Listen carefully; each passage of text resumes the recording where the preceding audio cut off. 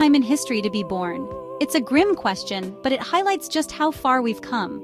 We worry about today's problems, climate change, political strife, but history shows us life used to be far harsher.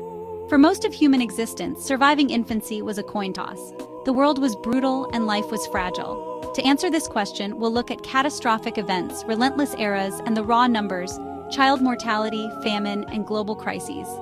In this video, we'll journey through history's darkest years and eras, from ancient times to the modern world. We'll see how pandemics, volcanic winters, and famine shaped the odds for newborns. This isn't just a list of bad years. It's a story of survival, resilience, and the progress that lets so many of us be here today. For most of history, the greatest challenge was simply surviving childhood. Before the 1800s, losing children was a grim certainty for every family, rich or poor. Over a quarter of infants died in their first year, and half of all children didn't reach age 15. Malnutrition was constant, with little understanding of children's needs. Weaning was dangerous, and undernourished kids were easy prey for disease. Smallpox, measles, dysentery, these were everyday killers. Contaminated water and food led to deadly diarrhea, and without antibiotics, even a cut could be fatal. Medical care was primitive, often harmful, and based on superstition. Parents could do little but watch and hope as illness struck. The emotional toll was immense. In some cultures, children weren't even named until they survived a few years. This wasn't a single bad year. It was the human condition for millennia. For any child born before 1800, the odds were stacked against them. Childhood was a daily struggle for survival, not a time of promise. Reaching adulthood was a rare victory, a testament to luck and resilience. This was the baseline, the enduring, overarching worst era to be born. Before we look at specific disasters, remember, most of history was already a perilous lottery. If the pre-modern era was a slow grind, the year 536 AD was a sudden global nightmare. Imagine being born as the world plunged into a sunless twilight. A massive volcanic eruption, likely in Iceland or North America, filled the sky with ash, dimming the sun for 18 months. Procopius wrote that the sun gave forth its light without brightness, like the moon. Temperatures dropped, crops failed, and famine swept continents. In China, summer frost and snow destroyed harvests. In Ireland, bread failed. For a newborn, this meant starvation from the start. Mothers couldn't produce milk, and food was scarce. Communities broke down, desperate for survival. Law and order frayed, and violence rose as hunger spread. The cooling lasted over a century, fueling famine, plague, and the collapse of empires. A child born in 536 AD knew only cold, hunger, and chaos. This was the twilight of the ancient world, when nature itself seemed to turn against humanity. Survival was nearly impossible from the first breath. 536 AD stands out for its immediate horror and the long shadow it cast. It was, quite possibly, the worst single year to be born. In 1348, Europe was consumed by the Black Death, the deadliest pandemic in history. The plague, carried by fleas on rats, swept across a continent already weakened by famine. Boccaccio described the horror: sudden swellings, fever, and death within days. Society was overwhelmed. Families buried their own children. For newborns, the dangers were everywhere. The plague killed infants and children with ease, and if a mother died, her baby's chances vanished. Communities collapsed under fear. Neighbors abandoned each other, and orphans were left to die. Fields went unplowed, food rotted, and famine followed the disease. Even if a child survived the plague, starvation was likely. Priests, doctors, and leaders died first, leaving chaos behind. The psychological toll was immense. People saw the plague as divine punishment. In just a few years, up to half of Europe's population died. To be born in 1348 was to enter a world of terror, hunger, and despair. The Black Death was not just a health crisis, it was the collapse of society itself. No other event killed such a large share of the population so quickly. For infants, survival was almost a miracle. The Black Death remains one of the most catastrophic times to be born. It redefined what it meant to survive childhood. In 1815, Mount Tambora erupted in Indonesia, triggering the most powerful volcanic event in recorded history. The following year, 1816, became known as the Year Without a Summer. Ash and aerosols blocked sunlight, causing global temperatures to plummet. In North America and Europe, summer brought snow and frost. Crops failed everywhere. Food shortages led to famine, riots, and disease. In Ireland, failed crops sparked a deadly typhus epidemic. Switzerland declared a national emergency. People ate moss and stray animals to survive. Grain prices soared, and families faced impossible choices. For infants, malnutrition was immediate.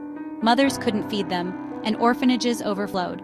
The crisis was global. Asia saw floods, droughts, and the rise of deadly cholera. The promise of nature, summer, harvest food, was broken. Being born in 1816 meant entering a world of confusion, hunger, and fear. Mortality soared, and the suffering was immense. Even in the modern era, nature could still devastate humanity. The year without a summer was a stark reminder of our vulnerability. For newborns, it was a year of cold and hunger from the very start. The 20th century began with hope, germ theory, vaccines, and better public health. But in 1918, the Spanish flu shattered that optimism. This H1N1 influenza killed more people than World War I. Unusually, it struck the young, the old, and healthy adults alike. The virus triggered deadly immune reactions, suffocating victims in days. War conditions, crowded trenches, global troop movements helped it spread fast. For babies born in 1918, the world was filled with sickness and loss. Many lost parents to the flu, becoming orphans overnight. Infants were highly vulnerable. Their tiny lungs couldn't withstand the pneumonia that followed. Without antibiotics, secondary infections were often fatal. Hospitals were overwhelmed, and care for infants was often neglected. Pregnant women faced high risks, and many babies were born into chaos. The pandemic infected a third of the world and killed at least 50 million. To be born in 1918 was to enter a world of fear, isolation, and relentless death. Even with modern science, a new virus could still devastate the youngest lives. The Spanish flu was a brutal reminder of our ongoing vulnerability. A decade after the Spanish flu, the world faced a new crisis, the Great Depression. The 1929 stock market crash triggered a decade of economic collapse. Unemployment soared, banks failed, and families lost everything. Without social safety nets, poverty was immediate and widespread. For children born in the early 1930s, malnutrition was rampant. Food was available, but millions couldn't afford it. Farmers destroyed crops they couldn't sell, while city children went hungry. Malnutrition stunted growth and caused lifelong health problems. Healthcare access plummeted as families and governments cut back. Preventable diseases became deadly again. The psychological toll was immense. Homes filled with anxiety and despair. Families broke apart, and shantytowns sprang up across America. The Great Depression didn't kill as quickly as a plague, but its grinding poverty made childhood a daily struggle. It proved that economic disaster could be just as devastating for children as any natural catastrophe. By the mid-20th century, child mortality plummeted in wealthy nations thanks to medicine, sanitation, and nutrition. But for much of the world, the old dangers persisted. In many parts of Asia, Africa, and Latin America, 1 in 4 children still died before age 15. Clean water, basic healthcare, and vaccines were luxuries, not guarantees. The lottery of birth became a matter of geography. Colonial legacies, poverty, and instability kept mortality high. Even today, in Africa is 14 times more likely to die in the first month than one in a wealthy country. Many births still happen without skilled attendants, and routine complications can be fatal. Premature birth and infection remain deadly where care is lacking.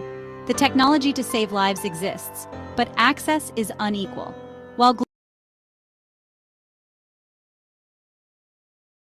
global child mortality has dropped 96% since pre-modern times, the fight isn't over. For millions, the worst time to be born is still now, where poverty and lack of care remain deadly. So what's the verdict? The single worst year to be born, 536 AD, when the sun vanished and famine swept the world. The worst era? The endless centuries before 1800, when half of all children died young. But the real story is progress. In just a few generations, we've slashed child mortality by 96%. Yet this progress isn't universal. Where you're born still matters. History gives us perspective and gratitude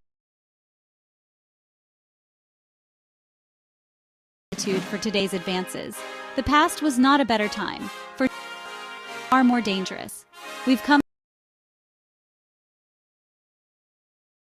so far, but the journey to give every child a fair start isn't over. The fight for equal survival is the great unfinished challenge of our time.